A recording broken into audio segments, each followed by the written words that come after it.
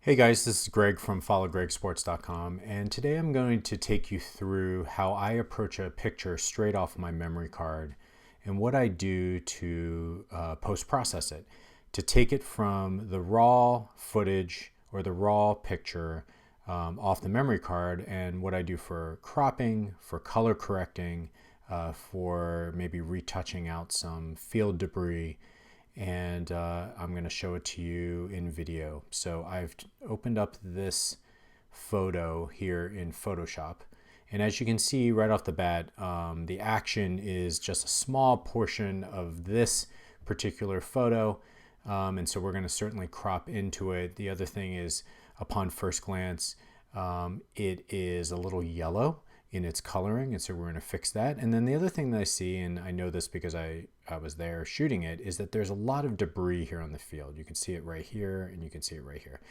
So we're going to take care of that. So the first thing that I do when I first open up a photo like this is I adjust the crop.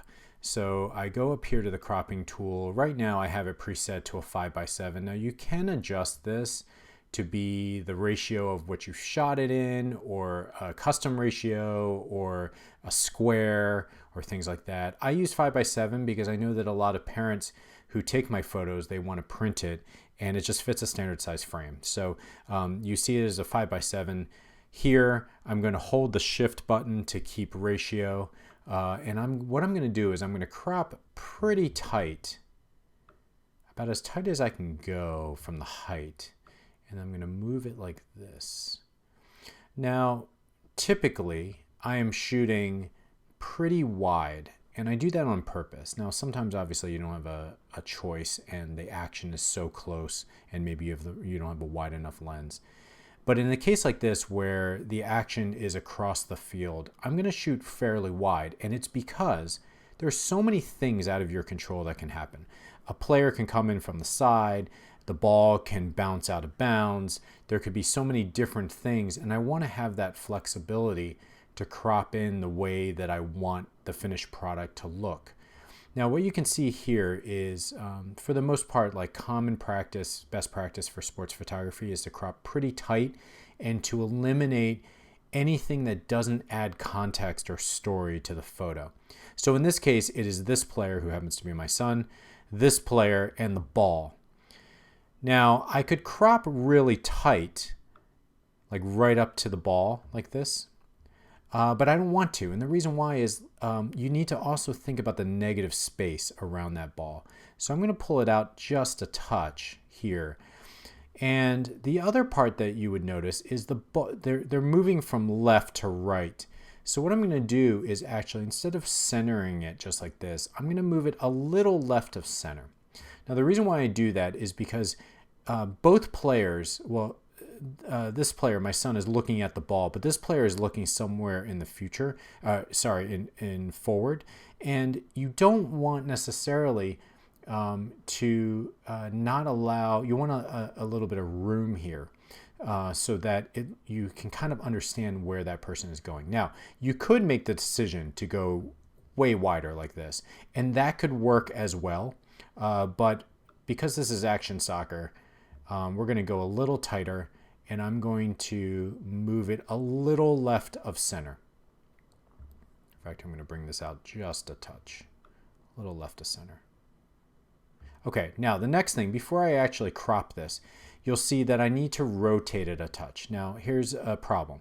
I'm shooting at an angle, and you can see down the side here that this is where the field is on a slant. Now, if I were to rotate towards the field, that is actually incorrect perspective. Instead, what you want to do is find your nearest vertical. In this case, you have the lines here on the fence, or you have these beams. There's a construction site behind. And so I'm actually going to adjust it straight to those beams, and I'm going to crop it. You can do that using the return button. Okay, so now we have gotten rid of a lot of the extra stuff that we don't need there. Now, what's next? For me, I always adjust levels. On a Mac, it's Command L. You can also go up here to, where is it? I know so many of the key commands that I don't remember exactly where It is, where is it? Image, oh, sorry. Here, let me cancel and I'll show you. It's image adjustment levels, okay? Now, this is your black point, which basically says, what is the tone of the darkest pixel out of all the pixels in this image? And this is the white point. Now, as you can see, there's a lot of white. See, it even spikes up here. But there is zero black. This is where the first pixel is. Now, watch what happens to the color when I just drag this in. This is a good common practice. I want the darkest pixel on this image to be the blackest black. The whitest pixel is the whitest white. That's already the case. In some cases, you'll take some images that are maybe underexposed and therefore dark, and you're going to see that there's a lot of room to pull up the white point in this. In other cases, sometimes the lighting is uneven, and you're going to want to adjust the midpoint. See how when I move it closer to the dark point, what it's doing is it's basically saying the mid gray is closer to black, which means that it's opening up the shadows a bit. But in this case, it's a fairly properly exposed photo. And so I'm going to keep that midpoint fairly in the middle. Okay, so just again, as you can see, once I adjust this black point, you can see how that creates a richer photo. So I'm going to hit OK there. Again, let me undo just so you can see the difference. See, that is before I adjust the levels. Whoops. This is now with the levels. So again, before and now with the levels. Okay, now, what's the next thing? The next thing is, as I mentioned, the colors are a little weird. It looks a little too yellow. Now, obviously, it's thrown off by the fact that my son's hair is a bright blue. But I want to adjust the colors here. Now, in this case, I can, again, go up to Adjustments, Color Balance, or Command B. And typically, if you're shooting in daylight, the biggest adjustment that you will need to make is in the yellow-blue. Okay. In some cases, you might have a situation when you're shooting indoors that it's maybe a little too blue or too green, and you need to adjust that based on the type of light. But in sunlight, the majority is the yellow-blue that you have to make adjustments for. Very rarely do I find that you need to adjust the shadows or the highlights right out of the camera, but that's the way to do it. And again, of course, if you're shooting RAW, which by the way, I don't recommend for soccer, when you're shooting RAW, you can make all these adjustments in your RAW camera app or in Lightroom. In this case, I'm shooting JPEG. I just want to adjust the yellow. Now, watch what happens when I adjust the yellow. If I go all the way, obviously that's too blue. If I go all the way this way, it's too yellow. But at that 0 point where it's right out of the camera, it is still too yellow. You can see it in the white shorts. You could see how the grass is looking too yellowy. Now watch, when I just drop this down just a touch, look at that rich skin tone. Now that's 16 points there. I'm going to leave it like that. So again, that's where we were before the color balance, and this is where we are after the color balance. Okay, finally, now that I have cropped it, I have rotated it, and I have adjusted the color, what's next? Well, it's already fairly in focus, and certainly we can get into a future tutorial how to tighten and mask these areas and create more focus. But the bigger thing here is that I want to eliminate some visual distractions, okay? So when you're looking at this action, what contributes to the context of this photo? Well, I'll tell you one thing. It's the ball, it is the two players, and it's even some of these pellets that have pulled up from the turf here, here, and here. What it isn't is this guy here, which is, if it was a shot that I want to like maybe do some heavy retouching for, I will take the time to clone those out.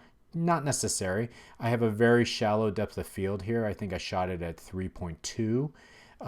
And so this person is out of focus. It doesn't distract visually from it. What does distract is you see this little guy here, here, and here. This is field debris. And what I'm going to do is I'm going to use this magnifying glass here, and I'm going to zoom in particular to this field debris right there. Okay, now how do I get rid of that? There's a couple things you could do. You can use this tool right here, which is the spot healing brush. And as you can see, the brush size is already pretty good. You can adjust the brush size here up top, but the brush size is pretty good. And if I just click this brush right there, you can see it approximates all the pixels around it and fills it in. I can do it there too. And then when I zoom back out, you can see it's gone. Now, I'm going to undo that. Whoops, went too far. To here. And let me show you a different way in which you can get rid of this debris. And that is here, the rubber stamp tool, or the clone stamp tool. Okay, so I'm going to take this same thing. You adjust the brush. In this case, the brush is too big.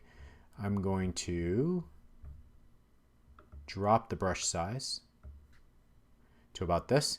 Now, if you hold Option on your keyboard, you see how it adjusts the icon here? If you hold Option, you're basically saying, when I clone, I want to clone from this spot, okay?